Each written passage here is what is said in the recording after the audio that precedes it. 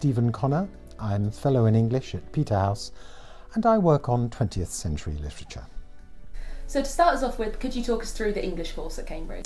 Well, the English course is fundamentally a very historical course. It runs from the 14th century, even earlier if you have specialist interests, 14th century through to the present day. The aim is that we give students as much exposure and experience of different kinds of writing written in different kinds of circumstances as we possibly can. The first 2 years are that a series of historical papers that take students through that long story.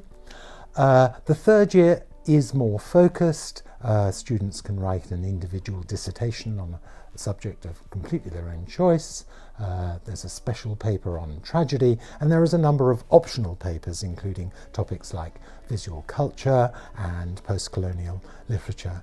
The most important difference between the Cambridge syllabus, which we call the tripos, after the name for a three-legged stool, which really signifies the 3 years of the course, the most important thing about it is that we don't have courses of study in which all the students are following the same curriculum together. We have papers, and within those papers that might have quite dreary sounding names like Literature 1300 to 1500, students are free to construct their own itinerary and focus to a very large degree on the writers and the texts that actually interest them. So there can be 200 students in Cambridge really constructing 200 different kinds of routes through this material. So when students apply, the first thing that they need to think about is their personal statement. What kinds of things do you like to see in a personal statement? Well, the thing to remember about the personal statement is that it's a chance to put your stamp on proceedings, and you know, it's actually a way of scripting at least part of the interview, because anything in your personal statement that is interesting or fresh or distinctive is going to stand out and is going to suggest a topic for conversation. That will probably be more likely to be something different from or to the side of the books that you're studying for A-level or that you've studied before. It's likely to be something that bears on your interest in English. We don't really need to be convinced that you're interested in English, but we're interested in what else you're interested in. So it's not a bad idea, I think, sometimes to think about the connections that you might have been making between your study of English and your study of whatever else you're doing alongside that.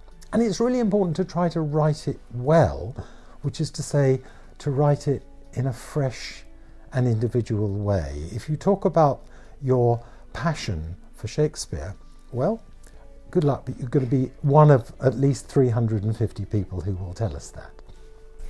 So the next thing that students need to think about is the pre-interview admissions assessment, the ELAT. Can you talk about how we use the ELAT in the admissions process? Yes, the English Literature Admissions Test, as the acronym stands for, is just one of a series of bits of evidence and indication that we have at our disposal that we're really paying attention to in making our decisions about who to offer places to.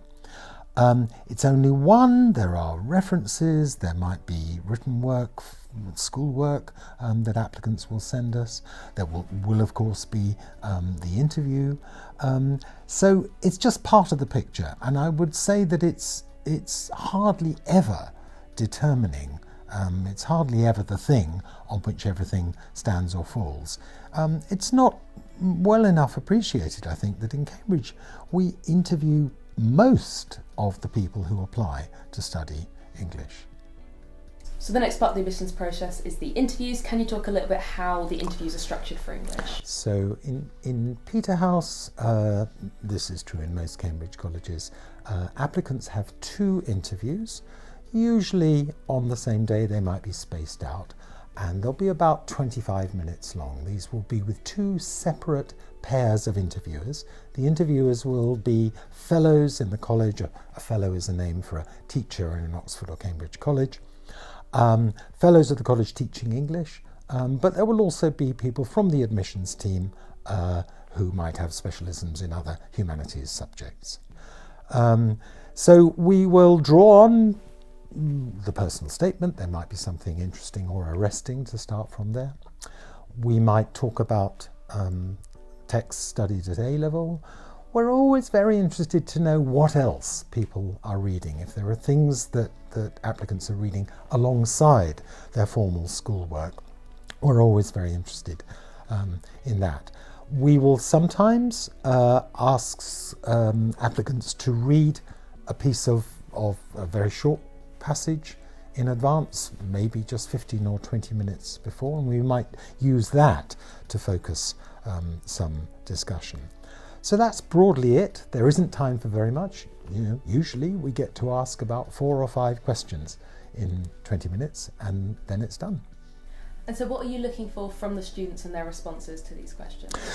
What we're looking for is an applicant's engagement, their capacity not just to answer the question, but to follow up on that answer and to reflect on some of the implications or consequences or alternative examples that they might bring to bear. So it's very much a matter not of what you know or what you've prepared, but what you're able to do with your thinking and reading. That's why we aim to make the interview quite enjoyable, because we want to find out if you're the sort of person who really enjoys reasoning and reflecting in that kind of way collectively. And then finally, why should students apply to Peterhouse for English? Well, the official answer is that when we ask students, as we routinely do at the end of their 3 years of study, whether they are glad with the college that they went to or they wish they'd been to another one, they always say they are. So the official answer is all the colleges are as good as each other.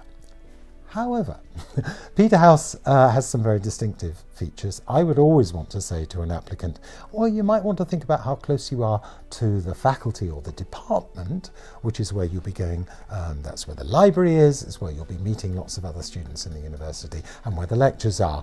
We're 10 minutes away from the Sidgwick site where the arts departments are in Peterhouse, and although we are just about the smallest college in terms of our kind of spatial footprint and in terms of the number of students, we have one of the largest gardens in the centre of Cambridge, and that's an absolute godsend whether you want to, rehearse a play in the summer or just sit under a tree reading some Shakespeare.